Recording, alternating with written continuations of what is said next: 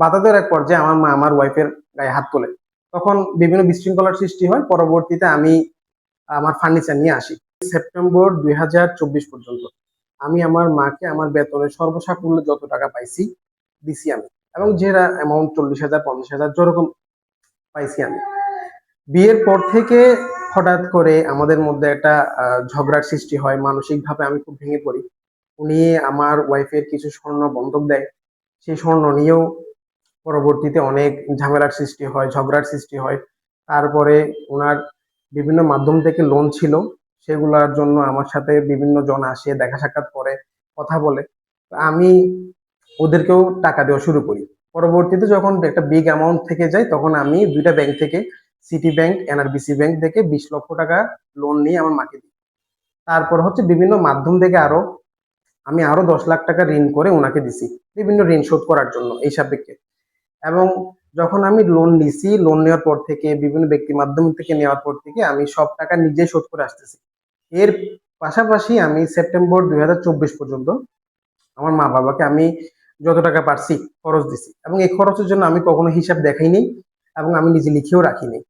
এই খরচ ওরা কি করছে সেটা আমার কাছে কখনো বলেও নাই, আমি জিজ্ঞাসাও করিনি। এখন বিয়ের পরে যখন সমস্যা বাড়তেছে, যা আমার যখন আর ভালো লাগতেছিল না, মানসিকভাবে আমি যখন ভেঙে পড়ছি, তখন আমি সিদ্ধান্ত নিয়েছি ব্যক্তিগতভাবেই যে আমি আমার ওয়াইফ এবং বাচ্চাকে নিয়ে আলাদা থাকবো। এত কিছুর পরে এই সিদ্ধান্তটা আমি আমার ব্যক্তিগতভাবে নিয়েছি, আমার মামা শ্বশুর বা অন্য কোনো কারো প্ররোচনায় পড়ে আমি এই সিদ্ধান্ত নিই নাই।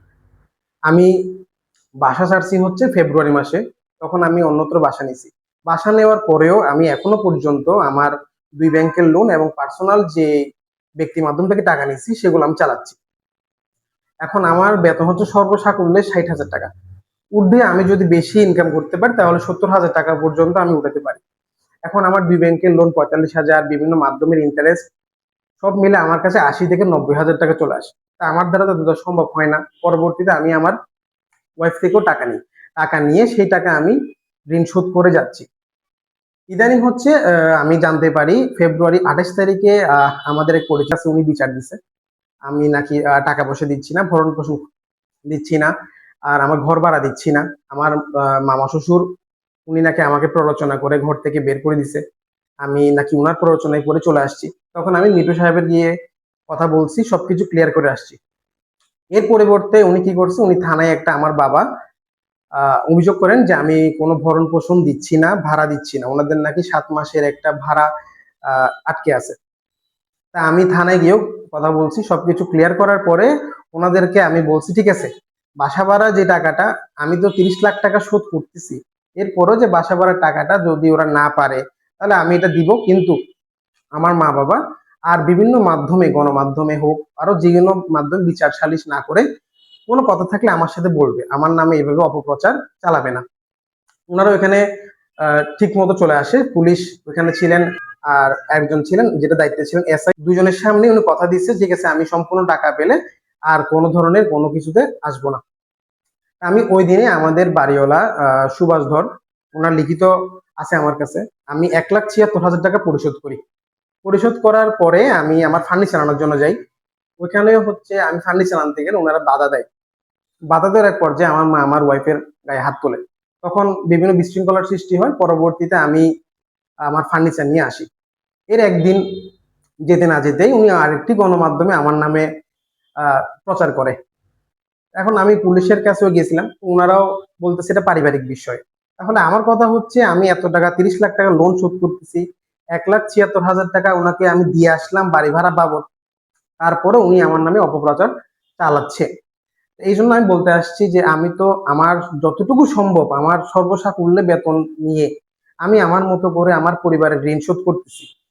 তাহলে বারবার কেন উঠে আসতেছে আমি কোনো ভরণ পোষণ দিচ্ছি না, টাকা দিচ্ছি না? আমি নিজে ঘর ভাড়া থাকি ৭,০০০ টাকায়। তাহলে আমার মা এখনো পর্যন্ত ওই বাসায় আছে, ২২,০০০ টাকা যার বাসা ভাড়া। তাহলে উনি যদি এখনো পর্যন্ত ২২,০০০ টাকার বাসা ভাড়া দিতে পারে, তাহলে উনি কিভাবে বললো যে আমি বাসা ভাড়া দিচ্ছি না, আমি ভরণ পোষণ দিচ্ছি না, এই জন্য ওনারা খুবই মানবেতর জীবনযাপন করতেছে?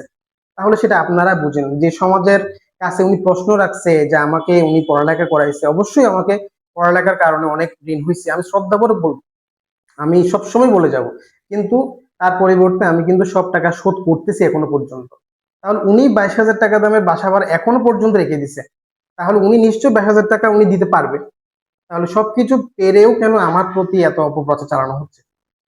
এজন্য আমি সমাজের কাছে প্রশ্ন রাখবো যে আপনারাই বলেন, তাহলে আমি এত টাকা লোন, তারপর 1,76,000 টাকা বাড়ি ভাড়া পরিশোধ করছি, সবকিছু দিয়ে আমি কেন আবার অপপ্রচারের শিকার হচ্ছি?